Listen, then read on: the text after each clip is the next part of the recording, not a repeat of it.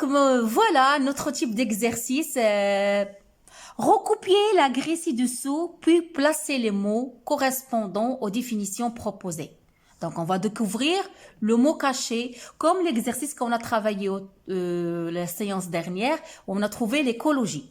Donc, qu'appelle-t-on l'ensemble des animaux? Qu'appelle-t-on l'ensemble des animaux? La faune, F-A-U-N-E. Et vous faites attention, mes chers élèves, aux fautes d'orthographe. Donc, soyez sûrs, le prof va être très vigilant concernant les fautes d'orthographe, concernant les mots scientifiques. Pas de bêtises, s'il vous plaît. Donc, faune, الفونة, se définit à partir de la température et la pluviosité. La température, هي الحرارة. La pluviosité, ou bien je peux la pluviométrie, l'amtar.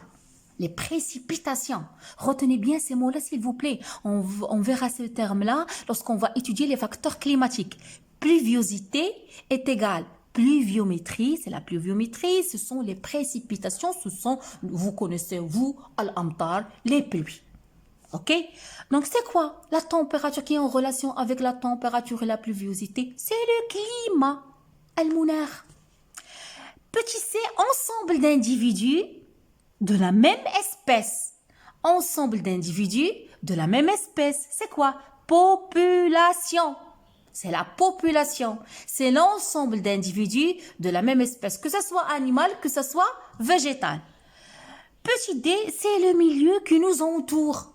Qu'appelle-t-on, mes chers élèves, le milieu qui nous entoure? C'est l'environnement. C'est l'environnement. Retenez ça. Le milieu qui nous entoure, c'est l'environnement. Ensemble des êtres vivants dans un milieu donné. Qu'appelle-t-on l'ensemble des êtres vivants dans un milieu, que ce soit des animaux, la faune, que ce soit des végétaux, la flore, que ce soit des micro-organismes? C'est la biocénose. Donc, essayons, mes chers élèves, de découvrir tous ensemble le mot caché. C'est quoi le mot caché? F-L-O-R. Pardon, je ne l'ai pas bien écrit. Flore. C'est la flore, al-flora. C'est quoi la flore? C'est l'ensemble des espèces végétales qui se trouvent dans un milieu. C'est bon? C'est clair? Je veux des bonnes notes. Donc, bonjour mes chers élèves, voilà la suite de préparation pour le premier contrôle, la sortie écologique. D'autres termes que j'ai pas traités avec vous dans les 2 dernières capsules. La notion d'abondance, donc définir en une phrase les termes ou bien les expériences suivantes. La notion d'abondance, on n'a pas traité ce terme-là. L'abondance, al-wafra, c'est quoi l'abondance, mes chers élèves? L'abondance, mes chers élèves,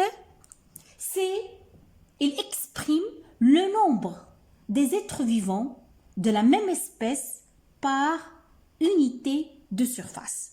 Je répète, c'est le nombre des individus d'une même espèce par unité de surface.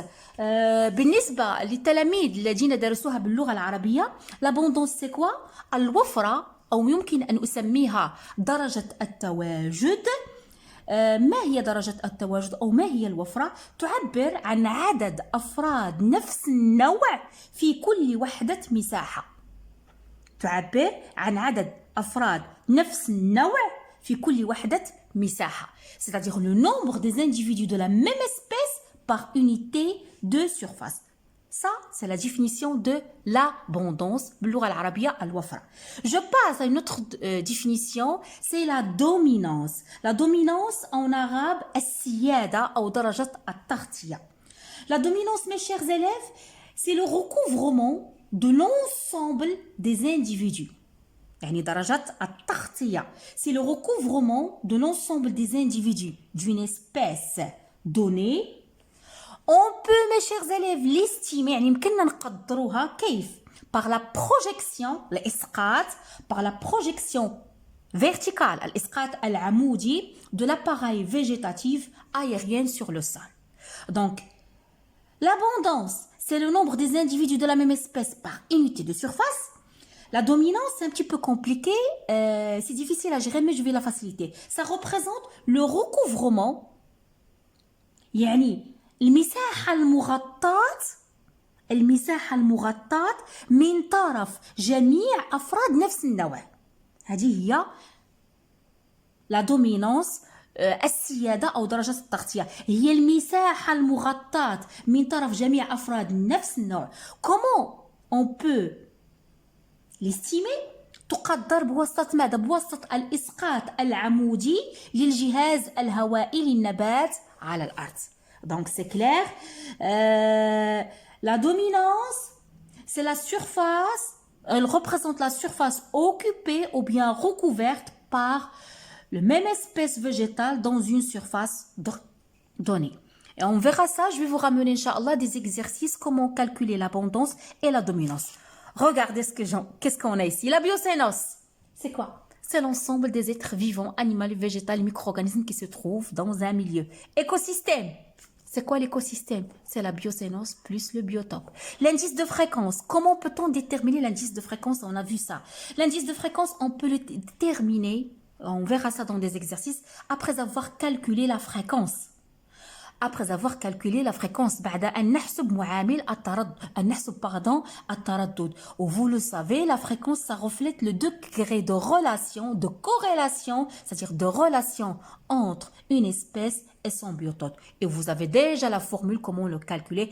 F est égal petit n sur grand N fois 5. Donc ça, vous l'avez vu, on verra des exercices. Donc, une fois que je calcule la fréquence, je dois déterminer mon indice de fréquence. Oui ou non? Pour le déterminer, votre prof va vous donner, qu'est-ce que je veux dire? Va vous donner un tableau pour déterminer l'indice de fréquence. On a déjà parlé de ça. Voilà. Je fais un rappel pour ceux qui n'ont pas compris. Donc, une fois que vous allez calculer la fréquence, vous allez voir la valeur que vous avez obtenue. Il est attribué à quel indice de fréquence? Est-ce que c'est 1? Est-ce que c'est 2? Est-ce que c'est 3? Est-ce que c'est 4? Est-ce que c'est 5? Ok?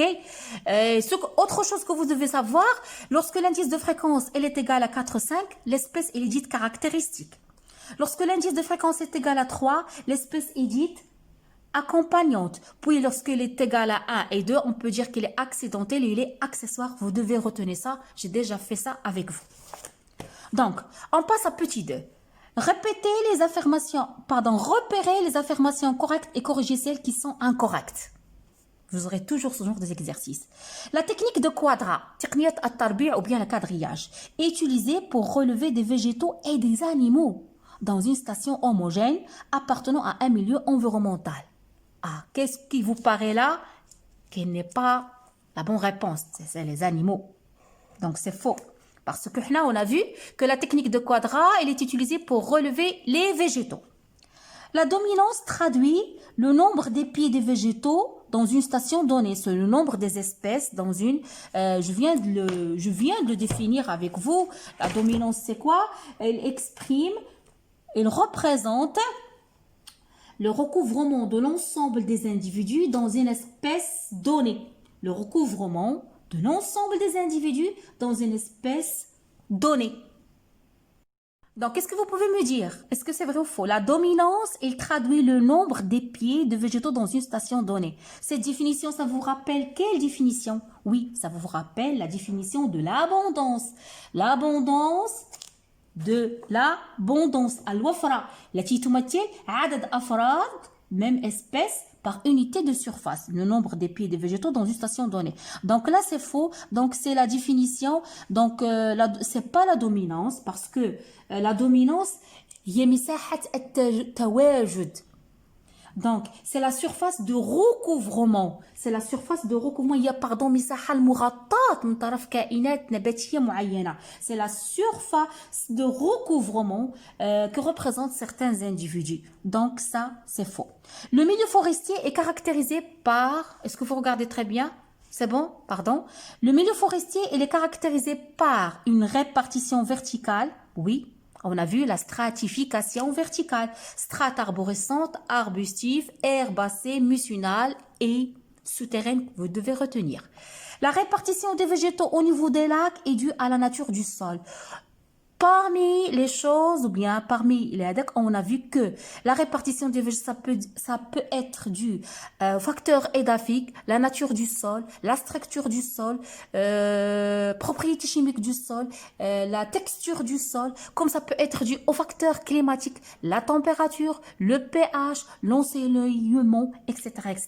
Donc, ça, c'est vrai.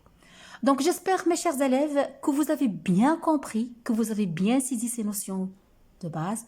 Je vous souhaite bon courage pour l'examen. Travaillez bien. Laissez-moi des commentaires. Abonnez-vous dans ma chaîne. Je vous adore et à la prochaine.